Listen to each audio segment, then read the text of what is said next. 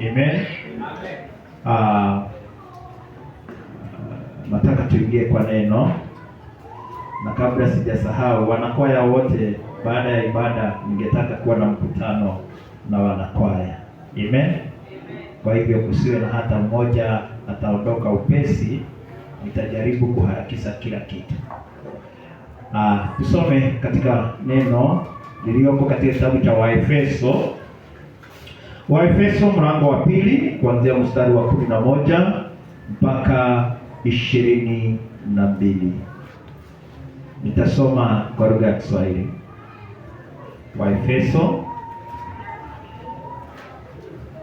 2 kuanzia mstari wa 11 mpaka 22.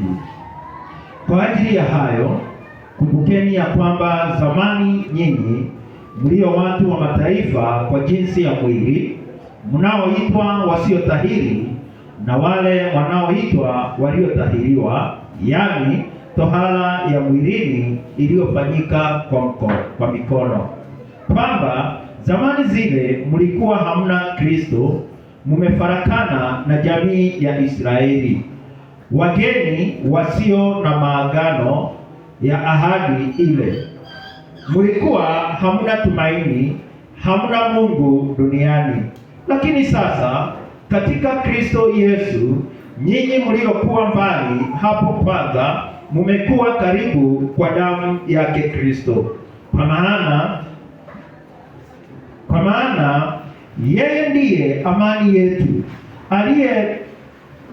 aliyetufanya sisi zote tuliokuwa wawili kuwa mmoja, akakibomoa kiambazi cha kati kilichotutenga, naye akisa kuondoa ule uadui kwa mwili wake, ndiyo sheria ya amri zilizo katika maagizo, ili afanye hao wawili kuwa mtu mpya mmoja ndani ya nafsi yake, akafanya amani,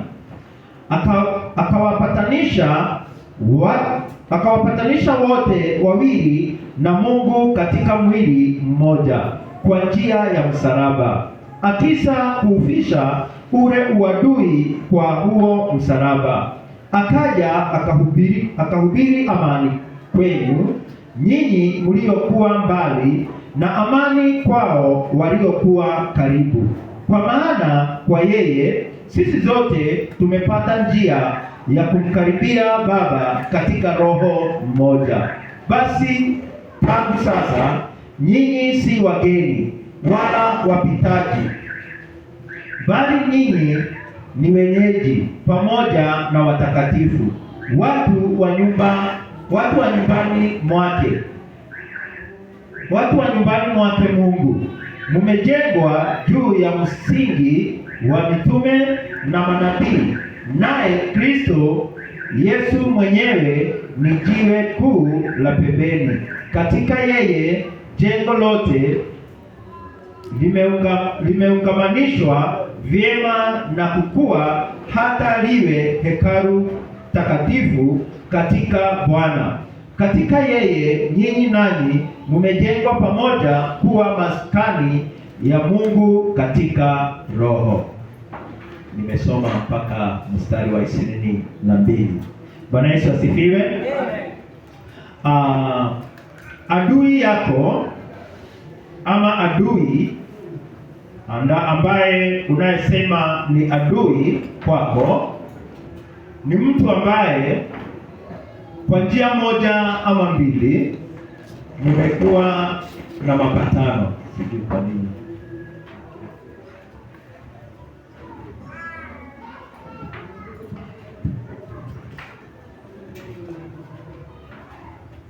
Sinful at birth, sinful from the time my mother conceived me. Hebu sikia. Surely I was sinful at birth, sinful from the time my mother conceived me. When you are conceived, ulifanya nini?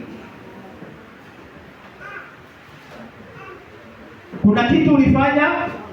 Hakuna kitu uliofanya. Lakini kwa sababu our mother Eve ako nje ya Mungu. Ndio maana tunazaliwa tukiwa wenye dhambi. Tulizaliwa nje ya Mungu. Bwana asifiwe. Haleluya. So nimesoma katika kitabu cha Waefeso inayosema ya kwamba sisi tulikuwa adui na Mungu. Kabla ya Yesu Kristo tulikuwa tumefarakana, tulikuwa tumetengwa. Hakuna Mungu duniani. Bwana asifiwe. Na ndio maana nilitangulia na kukuambia adui yako ni yule ambaye mliweza kuwa na upatano kwa njia moja ama nyingine. Bwana asifiwe. Sasa sisi katikati yetu kumekuwa na uadui kati yetu na Mwenyezi Mungu, kwa sababu kuna ukuta wa dhambi. Amen. Bwana asifiwe. Ikiwa katikati yetu tumegawanyishwa na ukuta, hata tukiwa hapa, Mungu akitaka kutusaidia hawezi, kwa sababu sisi tuko upande ule mwingine, hatuko ndani yake. Bwana asifiwe. Na tuko na dhambi. Angalia Isaiah 59 verse 1.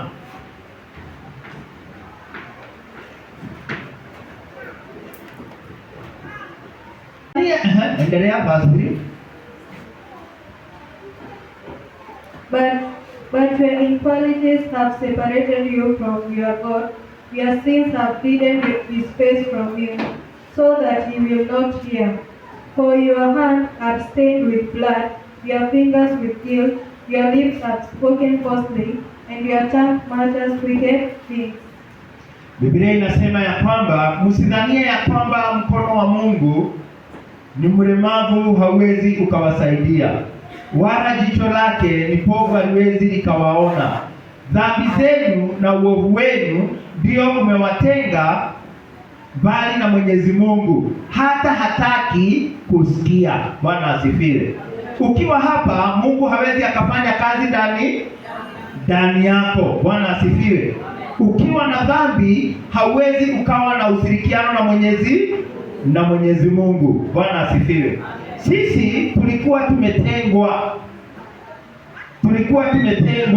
lakini kunayo ahadi ambayo Mungu aliahidiana na Abraham ya kwamba Israeli ambaye ni mwana wa Mungu kwa uzao wa Abraham atakuja kumbariki, atakuja kumwokoa kutoka katika hii nchi ya utumwa. Bwana asifiwe. Amen. Baada ya siku si mingi, Bwana ataweza kutuma uzao wa Abraham atuokoe kutoka katika hii nchi ya utumwa, aturejeshe ndani yake Mwenyezi Mungu. Haleluya. Wakati watu wanapoenda nchi ya Amerika, unapofika huko, watu wengi huwa wanatafuta cheti cha kuwa wenyeji wa mahali pale. Bwana asifiwe.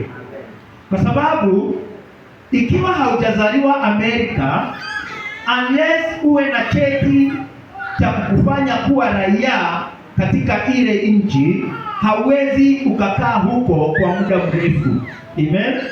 Wala hauwezi ukafanya kazi huko. Na kwa sababu watu wengi wanapenda kwenda Amerika, wengi wanang'ang'ana kutafuta cheti cha kutafuta kuwa raia wa Amerika. Bwana asifiwe. Na wakati wamepata hicho cheti, sasa wanakuwa sawa na wenye wamezaliwa mahali pale. Bwana asifiwe. Wala hakuna mtu anaweza akawauliza kwa sababu wamepokea kile cheti. Vivyo ndivyo sisi tuliotengwa. Biblia inasema kwa damu ya Yesu Kristo tumefanywa kuwa warithi, tumefanywa kuwa wenyeji wa mji huu mtakatifu. Kwa sababu ili turudi kwa Mungu lazima tuwe watakatifu. Lazima tuwe you must be holy. Bwana asifiwe. Mungu anatuita ndani yake, na akituita ndani yake lazima tuwe watakatifu, kwa sababu yeye Mungu ni mtakatifu. Ni mtakatifu. Nisomee 1 Peter chapter number 1 verse 16. Be holy because I am holy. For it is written, be holy because I am holy. Bwana asifiwe. Mungu anasema ili awe Mungu wetu. It is written in the book of Leviticus 11 verse 45.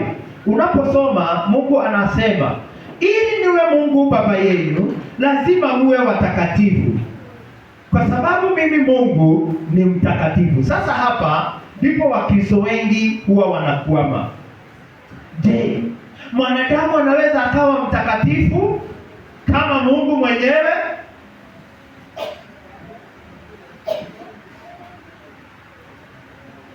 Bwana asifiwe. Mungu anasema ili awe Mungu wetu lazima tuwe watakatifu, kwa sababu yeye ni mtakatifu. Nami nawauliza swali, je, mwanadamu anaweza akawa mtakatifu kama Mungu mwenyewe?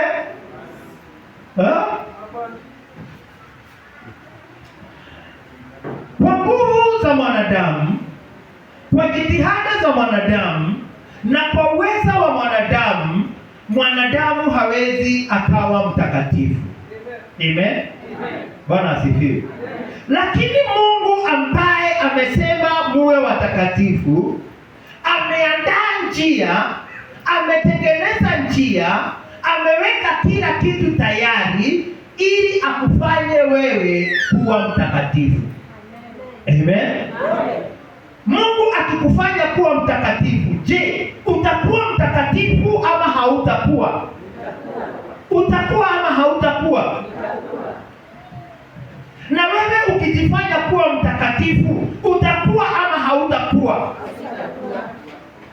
Yes, nataka usike hayo majibu mawili. Wewe kwa jitihada zako, wewe na nguvu zako, wewe na uwezo wako, hata ujaribu namna gani kujitakaza, hauwezi ukawa mtakatifu.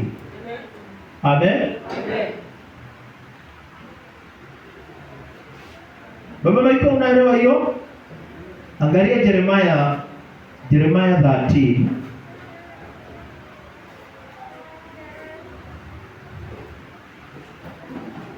Jeremiah 13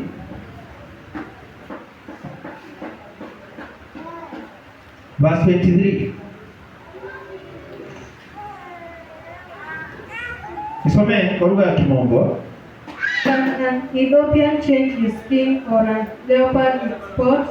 Neither can you do good, who are accustomed to doing evil.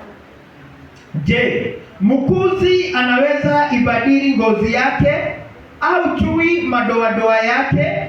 Kama aweza, ndipo nanyi mwaweza kutenda mema, nyinyi mliozoea kutenda mabaya. Bwana asifiwe. Biblia inasema can an Ethiopian, mkuzi anaweza badili ngozi yake? Ama chui anaweza jiondoa madoadoa yake? Hapana, kwa sababu chui ameumbwa akiwa na yale madoadoa. Je, Mungu anaweza akaondoa madoadoa ya chui? Yes, Bwana asifiwe. Kwa hivyo wewe mwenyewe kwa nguvu zako, kwa jitihada zako, kwa kujitahidi kwako, hauwezi kuwa mkamilifu, hauwezi kuwa mtakatifu. Amen. Bwana asifiwe. Ingawa watu wengi hawajui jambo hili, tukienda ndani ya kanisa kila wakati tunaambiwa tujitakaze. Tunajitakaza kwa nini? Tunajitakaza kwa nini? Hata leo nimepitia mahali ni kwa kanisa na wale wanao takazwa. Unastahili uelewe hivyo. Hebu soma tena. Soma tena. Both the one who makes people holy and those who are made holy are of the same family. So Jesus is not ashamed to call them brothers and sisters. Yes, hapa kuna keyword. Kuna yule anayefanya watu kuwa watakatifu na kuna wale wanaofanywa kuwa watakatifu. Wote wametoka kwa mmoja na haoni haya ya kuwaita brethren ama ndugu. Yule anayefanya kuwa watu watakatifu ni nani? Jesus. Amen. Wanaofanywa kuwa watakatifu ni nani? Us. Ni mimi, ni wewe. Bwana asifiwe. So, ni nani atakaye kufanya kuwa mtakatifu? Ni nani? Ni Yesu ama ni wewe? Nani atakaye kutakaza? Ni Yesu ama ni wewe utajitakaza? Ni Yesu. Bwana asifiwe. Yesu anatutakaza na nini? John 17 verse 17.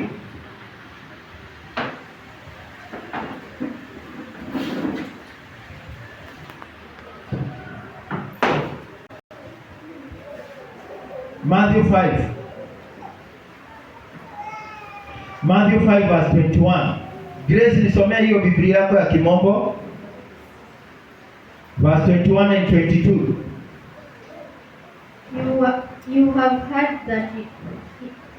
You have heard that it was said to people long ago, you shall not murder, and anyone who murders will be subjected to judgment.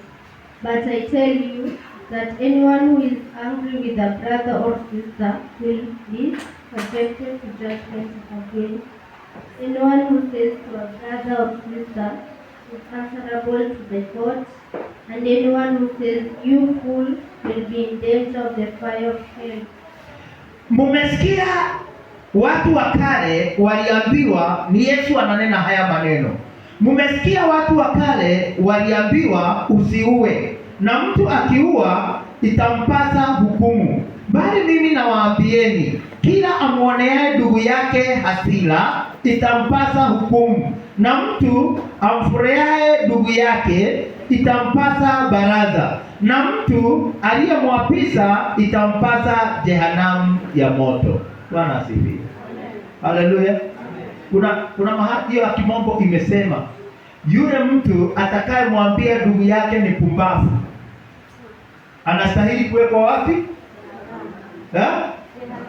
Soma hapo mwisho. Hiyo Biblia yako imesema, na yeyote atakayeambia ndugu yake ni But I tell you that anyone who is angry with a brother or sister will be subject to judgment. Again, anyone who says to a brother or sister, Raka, is answerable to the court, and anyone who says you fool will be in danger of the fire of hell. Bwana asifiwe. Amen. Yesu anasema, sheria inasema usiue, lakini mimi nawaambia hakika, amkasirikiaye ndugu yake anastahili hukumu. Amwapisaye ndugu yake anastahili jehanamu ya moto. Mara ngapi wewe umeambia ndugu yako ni kumbavu? Mara ngapi wewe umekasirikia ndugu yako? Mara. Kwa hiyo wakati sheria inaposema usiue, inasema wewe ni nani? Wewe ni muuaji. Usizini, inasema wewe ni inasema wewe ni msinifu. Bwana asifiwe. Nyinyi ni wasinifu na mko ndani ya kanisa?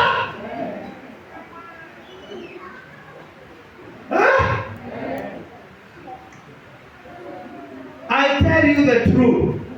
Bwana asifiwe.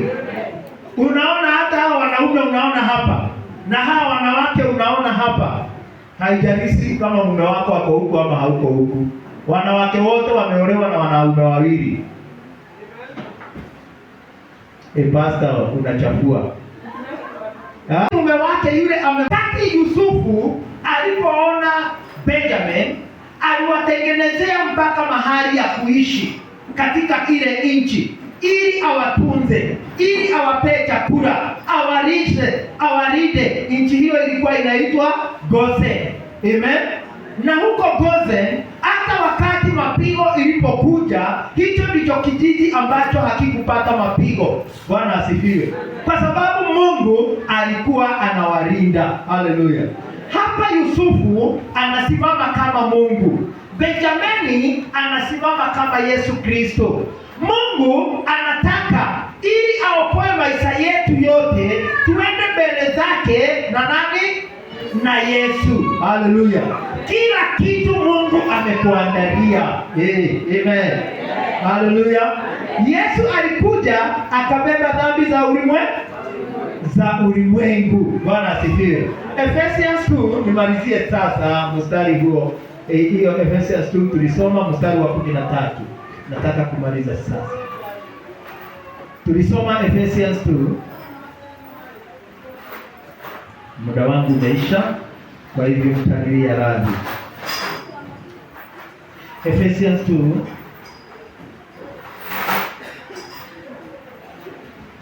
Ephesians 2 nitasoma verse 14. Kwa maana yeye ndiye amani. Wacha tuanze 13. Lakini sasa katika Kristo Yesu, nyinyi mliokuwa mbali hapo kwanza, mumekuwa karibu kwa damu yake Kristo. Kwa maana yeye ndiye amani yetu, aliyetufanya sisi zote tuliokuwa wawili kuwa mmoja, akikibomoa kiambazi cha kati kilichotutenga, naye akisa kuondoa ule mmoja ndani ya nafsi yake, akafanya amani. Bwana asifiwe. Haleluya. Mungu alimleta Yesu Kristo kwa sababu sisi zote katika sheria tumeanguka. Katika sheria ilileta uadui kati yetu na Mwenyezi Mungu, ikawa imetutenganisha. Haleluya. Kwa sababu agano hili la sheria lilikuwa limepewa Israeli. Haleluya. Lakini kabla ya hiyo sheria, Israeli tayari walikuwa wamepokea ahadi kutoka kwa Abraham, ili Mungu aweze kutuokoa kwa njia ya imani. Sisi tuliotahiriwa na wale wasiotahiriwa. Waliotahiriwa ni akina nani? Ni Israeli. Watu wa mataifa wanaitwa wasiotahiri. Lakini wote, ili awaunganishe pamoja, Mungu asiwe ni Mungu wa Israeli tu, bali awe ni Mungu wa ulimwengu wote. Aliondoa ile sheria. Aliondoa nini? Ile sheria ya amri, ili kwa mwili wa Yesu Kristo akaweza kutupatanisha ndani ya moyo wake, tusiwe wawili tena, bali tuwe mmoja ndani ya Mungu. Kupitia Yesu Kristo, dhambi zetu zote, dhambi za ulimwengu zilibebwa na Yesu Kristo. Haleluya. Amen. Yesu alikuja kwa nini? Kwa kubeba dhambi za ulimwengu. Zako ziko hapo? Zako ziko hapo? Bwana asifiwe. Yes. Kwa sababu ukisoma 1 John 2 verse 2 inasema, naye tuna mpatanishi mmoja kati ya mwanadamu na Mwenyezi Mungu, Yesu Kristo. Bwana asifiwe. Yesu ndiye kipatanisho, si kwa ajili ya dhambi zetu tu, bali kwa dhambi za ulimwengu wote. Bwana asifiwe. Tumesamehewa dhambi zetu, tumeunganishwa na Mwenyezi Mungu. Sisi ni wenye haki kwa njia ya imani ndani ya nani? Ya Kristo Yesu Bwana wetu. Amen. Shalom.